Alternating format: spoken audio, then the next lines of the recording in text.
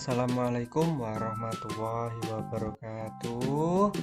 Hai anak-anak, ketemu kembali dengan Pak Zuhri. Saya dari guru SD Negeri 2 Banguan, Kecamatan Ciken, Kabupaten Blora, Provinsi Jawa Tengah. Nah, sebelum saya mulai pembelajaran, saya ingatkan kembali supaya kalian tetap selalu menjaga protokol kesehatan ya untuk pencegahan COVID-19. Ingat 5M. Yang pertama adalah menjauhi kerumunan, yang kedua adalah menjaga jarak, yang ketiga adalah membatasi mobilitas, yang keempat memakai masker ya, kemudian sering-sering mencuci tangan. Nah, dari 5 itu harus kalian jalankan sesuai aturan yang sudah diberikan oleh pemerintah kita ya. Nah, saya lanjutkan, saya jelaskan kembali. Nah, nanti akan belajar tentang tema 1, subtema 2, pembelajaran 2. Muatan pelajarannya adalah yang pertama adalah IPA, yang kedua adalah SBDP, yang ketiga adalah bahasa Indonesia.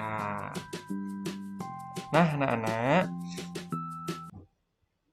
pada pembelajaran IPA, muatan IPA, KD 3.1 dan 4.1, kalian nanti akan belajar tulang sebagai alat gerak manusia ya. Tanpa tulang manusia tidak akan bisa bergerak. Nah, pertama adalah fungsi tulang. Fungsi tulang yang pertama adalah untuk menopang tubuh. Tanpa tulang kalian tidak bisa menopang tubuh kalian ya. Maka fungsinya adalah untuk menopang tubuh supaya bisa tegak, kemudian memberi bentuk tubuh. Nah, tulang itu bisa memberi bentuk tubuh. Contohnya jari kita itu kan panjang-panjang, itu sesuai dengan bentuk tulangnya. Kemudian tangan, kaki, kepala semua ada tulangnya. Kemudian fungsi tulang yang ketiga yaitu untuk tempat melekatnya otot-otot ya, untuk melekatnya otot-otot. Jadi tulang itu digunakan untuk melekat otot ya, supaya tidak terganggu ya. Nah, ini ada bagian tentang tulang. Tulang itu dibagi menjadi 2. Yang pertama berdasarkan bentuknya, kemudian yang kedua adalah berdasarkan zat penyusunnya. Nah, kalau berdasarkan bentuknya, tulang dibagi menjadi 2, yaitu tulang pipih dan tulang pipa. Nah, contoh tulang pipih yaitu tulang telapak tangan dan tulang rusuk ya. Kemudian yang kedua, tulang pipa itu contohnya adalah tulang paha dan lengan. Nah, itu bentuknya seperti pipa ya. Kemudian berdasarkan zat penyusunnya, tulang juga dibagi menjadi 2 ya. Yang pertama adalah tulang rawan, yang kedua adalah tulang keras. Kalau tulang rawan contohnya adalah tulang telinga ya. Kemudian tulang keras itu dicontohkan adalah tulang tengkorak. Tulang tengkorak itu ada di kepala ya. Itu kan keras, bisa diraba. Kalau telinga kan tulang rawan, bisa digoyang-goyangkan. Tapi kalau kepala kan tidak bisa. Nah, seperti itu ya. Tahu ya bedanya? Berdasarkan bentuknya itu ada 2, yaitu tulang pipih dan tulang pipa. Berdasarkan zat penyusunnya juga ada 2, tulang rawan dan tulang keras. Nah, setelah ini coba kita analisis tulang yang ada di tubuh kita. Perhatikan gambar berikut ya. Nah, di situ ada gambar tulang lengan ya, tulang lengan. Nah, yang pertama adalah tulang lengan atas. Tuh, sudah ditunjukkan. Tulang lengan atas itu mulai dari bahu sampai siku ya. Tahu ya? Bahu sampai siku itu adalah tulang lengan atas. Ya, betul. Nah, selanjutnya tulang hasta. Tulang hasta itu tulang di bawah siku sampai pergelangan tangan. Tapi tulang hasta itu yang dekat dengan ibu jari. Jangan terbalik ya. Yang dekat dengan ibu jari. Nah, itu namanya tulang hasta. Tadi tulang lengan sudah, tulang hasta. Kemudian lanjut tulang telapak tangan. Nah, coba diraba telapak tangannya. Itu keras ya. Itu ada tulangnya. Ya, betul sekali. Yang keempat adalah tulang jari tangan. Nah, tulang jari tangan, nah itu ada. Coba kalian raba tangan kanan kalian tuh ada ibu jari, ada kemudian telunjuk, jari tengah, jari manis, dan jari kelingking. Itu namanya tulang jari tangan. Kita lanjutkan. Nah, itu ada tulang pergelangan tangan ya. Tahu ya, tulang pergelangan tangan. Nah, itu yang bisa untuk menggerakkan telapak tangan kita itu ada tulangnya ya. Itu namanya tulang pergelangan tangan. Kita lanjutkan. Tulang pengumpil. Tulang pengumpil itu letaknya ada di bawah siku juga ya, jangan terbalik dengan tulang hasta. Kalau tulang hasta itu lurus dengan ibu jari, kalau tulang pengumpil lurus dengan jari kelingking. Iya, pintar semuanya ya. Saya lanjutkan, di situ ada tulang kaki ya. Itu tulang kaki manusia. Nah, kita lihat di situ tulang kaki ada apa saja namanya. Yuk. Nah, yang pertama adalah tulang panggul ya. Tulang panggul itu ada di situ. Kemudian tulang paha. Tulang paha itu dari panggul sampai lutut. Ya, itu namanya tulang paha. Kemudian yang ketiga, yang depan itu namanya tulang betis ya. Tulang betis yang di kaki kalian bagian depan tuh namanya tulang betis ya. Saya lanjutkan. Nah, tulang telapak kaki yang keempat. Tulang telapak kaki. Kemudian saya lanjutkan. Nah, di kaki kalian juga ada yang namanya tulang jari kaki ya. Di jari-jarinya ada tulangnya. Kemudian saya lanjutkan. Di situ ada tulang tempurung kaki. Nah, di lutut kita itu ada namanya tulang tempurung. Ya, untuk bergerak ini di lutut itu ada namanya tulang tempurung. Kenapa tempurung? Karena bentuknya seperti tempurung kelapa ya, dua-duanya kaki kanan dan kiri. Kemudian yang di kaki bawah itu ada namanya tulang kering ya. Tulang kering itu di belakang tulang betis, jangan sampai terbalik ya. Kalau tulang kering itu yang kecil, yang depan, tulang betis itu yang depan, tulang kering itu yang belakang yang besar ya, bisa diraba. Nah, saya lanjutkan. Nah, di situ ada tulang pergelangan kaki. Supaya bisa memutar, kita ada namanya tulang pergelangan kaki ya. Nah, terima kasih. Tadi tentang tulang kalian sudah tahu ya.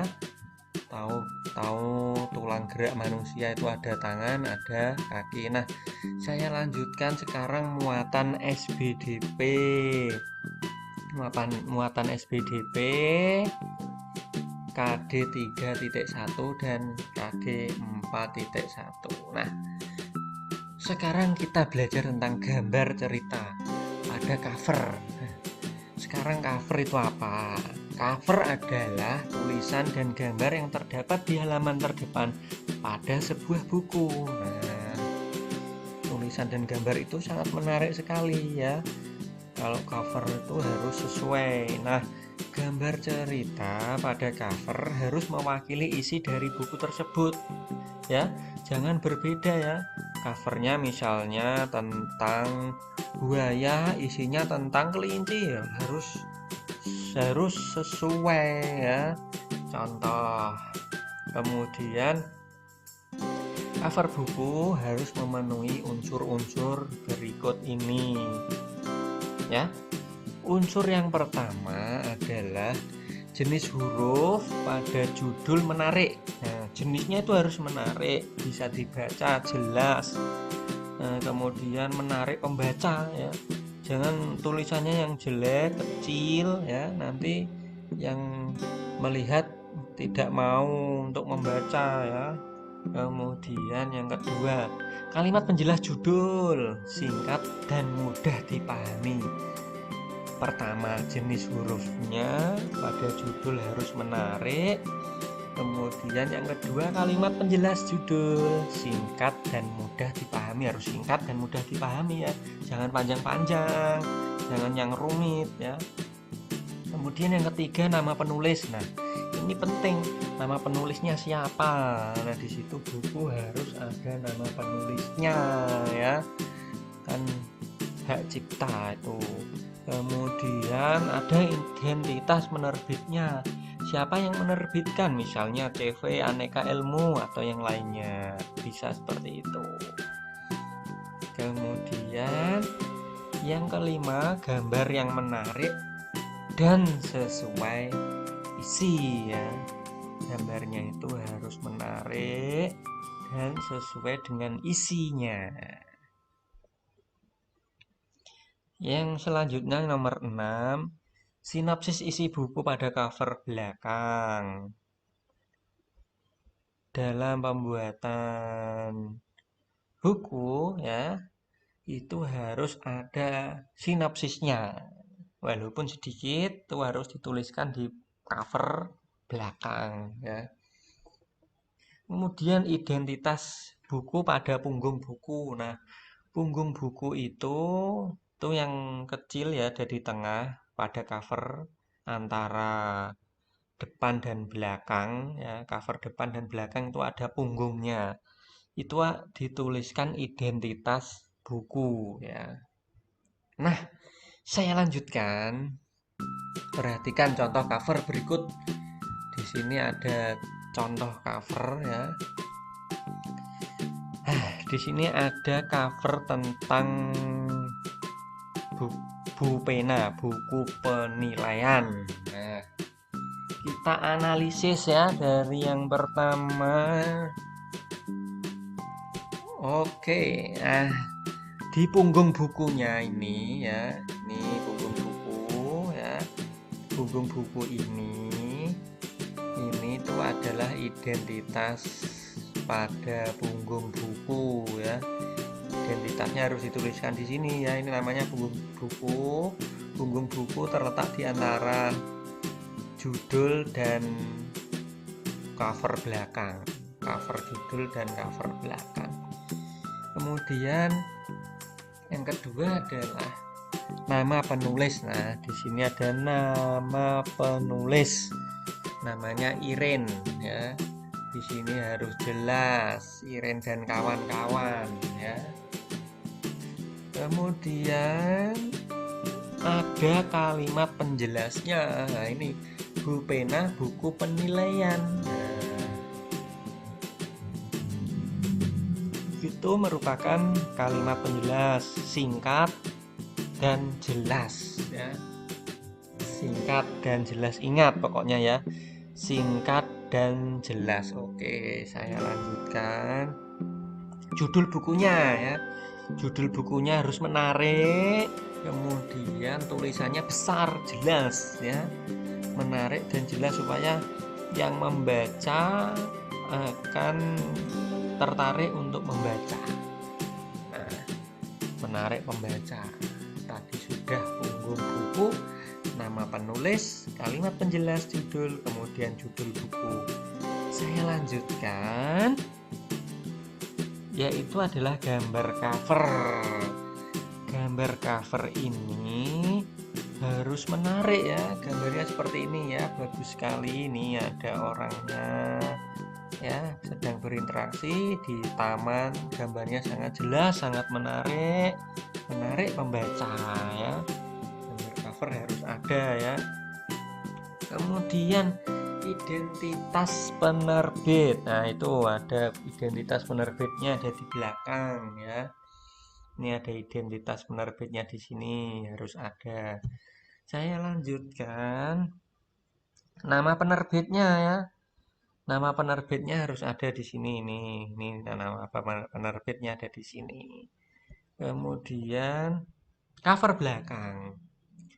Cover belakang ini wajib digunakan ya. Cover belakang itu wajib digunakan. Cover belakang,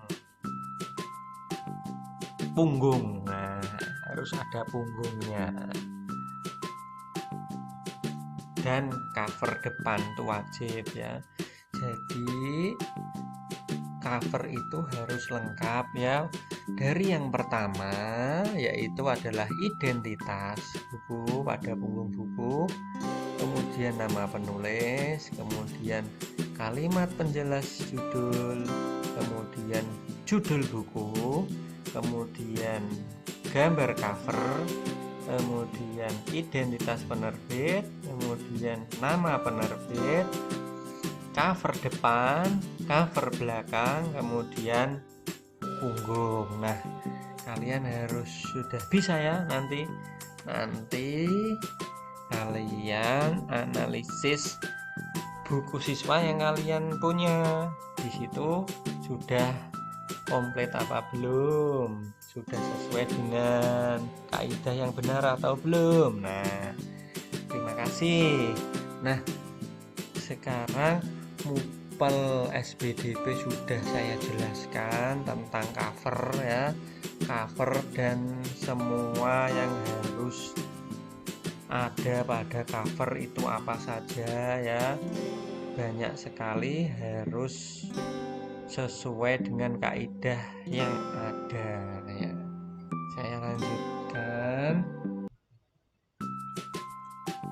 Saya lanjutkan untuk muatan bahasa Indonesia.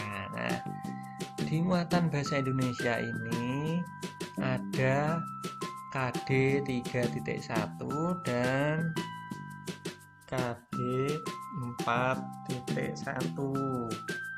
Nah, kalian nanti akan belajar tentang menemukan ide pokok dalam teks lisan. Teks lisan merupakan teks hasil pembicaraan seseorang ataupun hasil percakapan. Misalnya percakapan atau teks tulis yang dibacakan oleh gurumu. Nah, seperti itu ya anak-anak. Nah, saya ulang kembali, teks lisan merupakan teks hasil pembicaraan seseorang ataupun hasil percakapan. Berarti teks lisan itu sesuai dengan wawancara bisa, hasil percakapan bisa, hasil pembicaraan bisa. Nah, misalnya percakapan atau teks tulis yang dibacakan oleh gurumu itu juga bisa. Saya lanjutkan. cara menentukan ide pokok pada teks lisan. Nah, ini yang terpenting adalah cara menentukan ya. Yang pertama adalah dengarkan teks dengan sungguh-sungguh ya. Kalau ada yang membaca teks, kalian dengarkan dengan sungguh-sungguh ya. Fokus pada yang telah membacakan teks dengan baik ya.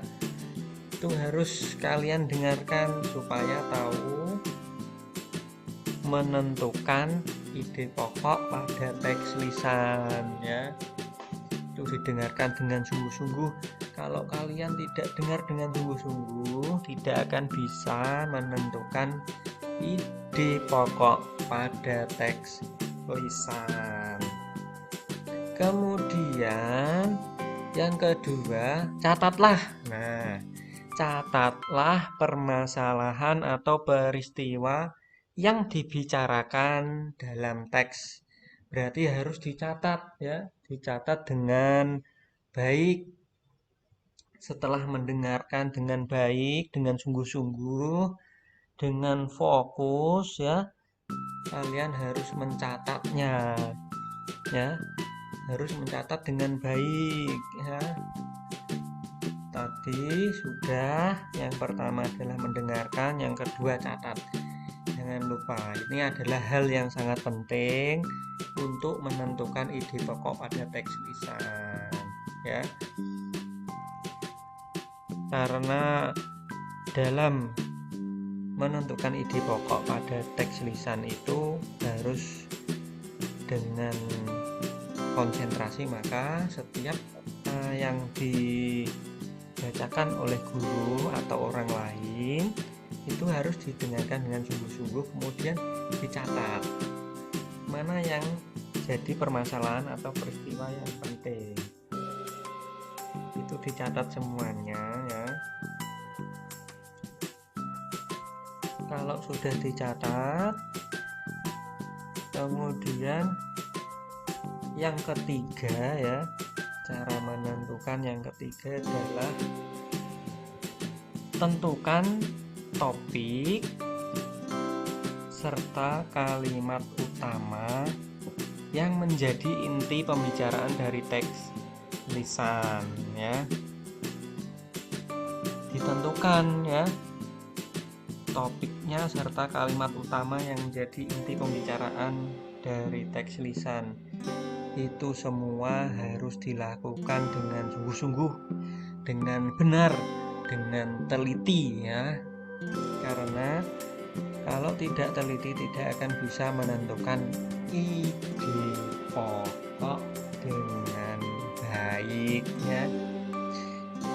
Jadi misal kalau ada hasil percakapan itu kalian harus tentukan, dengarkan dengan sungguh-sungguh ya.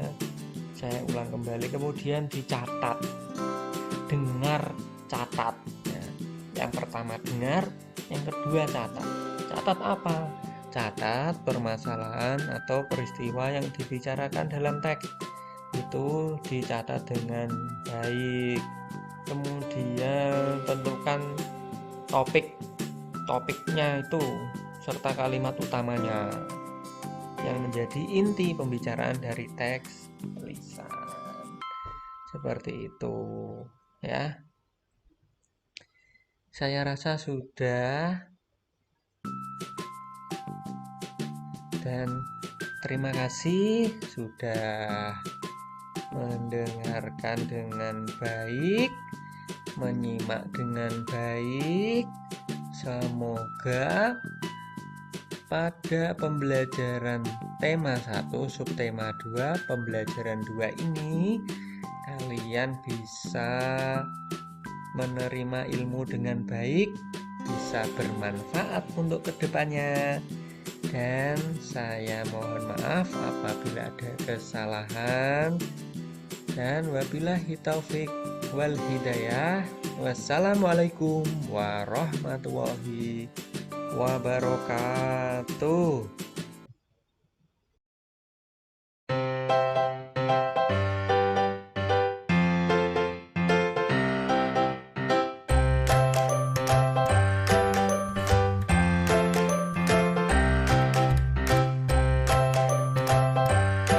Hai. Nah, dari pembelajaran tadi, coba kita kerjakan kuis berikut ini ya. Kuisnya adalah kuis dari Wordwall. Sudah saya buatkan misteri tulang gerak. Nanti di deskripsi saya berikan linknya supaya bisa kalian kerjakan. Oke, kita tulis nama dulu. Misalnya saya Zuhri ya. Zuhri, kita mulai. Oke.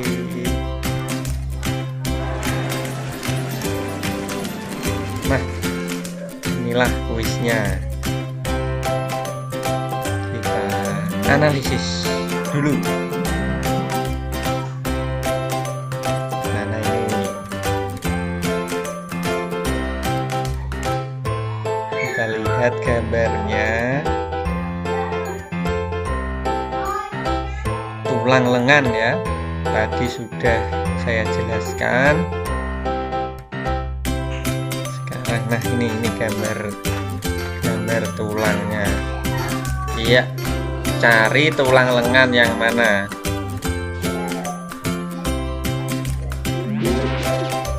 Oke, tulang lengan yang mana? A, B atau C? Saya pilih A.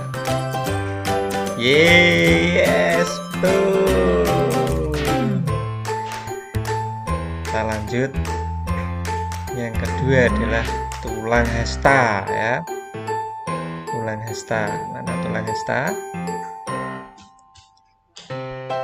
Kita lihat gambarnya dulu.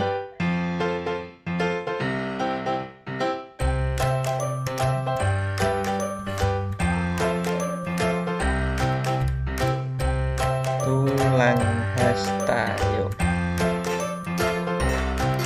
Ting tong, ting tong.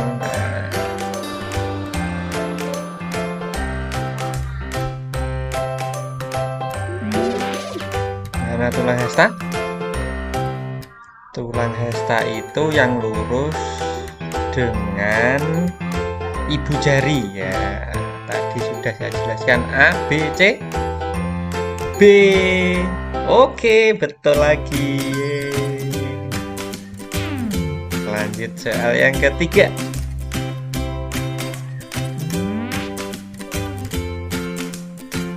Tunggu dulu. Tulang pengumpil ya.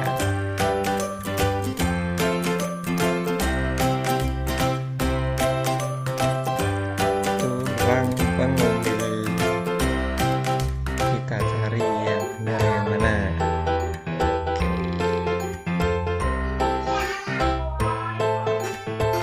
Teng tong, teng tong, teng tong. Yang mana?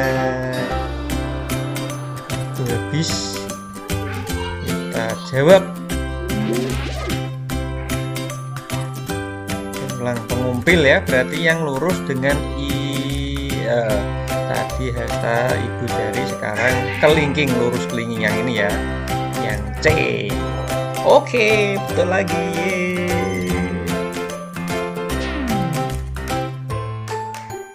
Soal nomor 4. Kita lihat gambarnya dulu. Tulang jari tangan. Yuk, yang mana tulang jari tangan?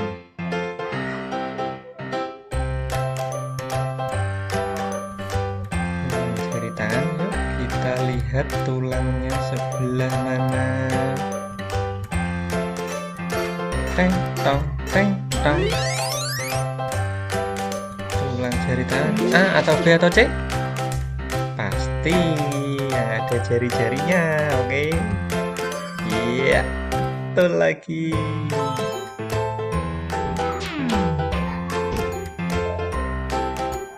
Lanjut soal nomor 5.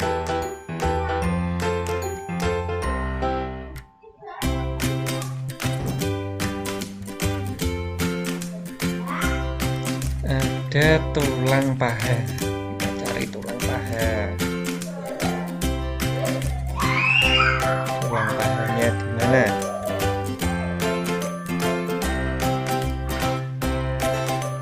Teng tong teng tong teng tong. Yes, kita jawab. A atau B atau C?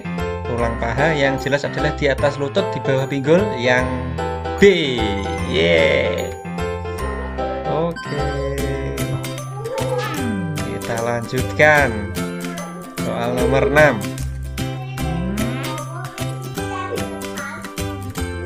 Oke.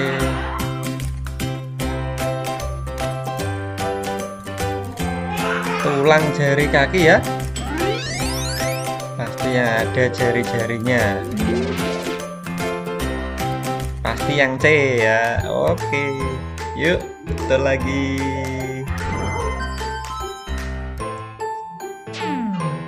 Lanjut soal nomor 7. Tulang betis. Tulang betis yang mana? Oke, di bawah lutut. Nah, yang paling depan tuh tulang betis.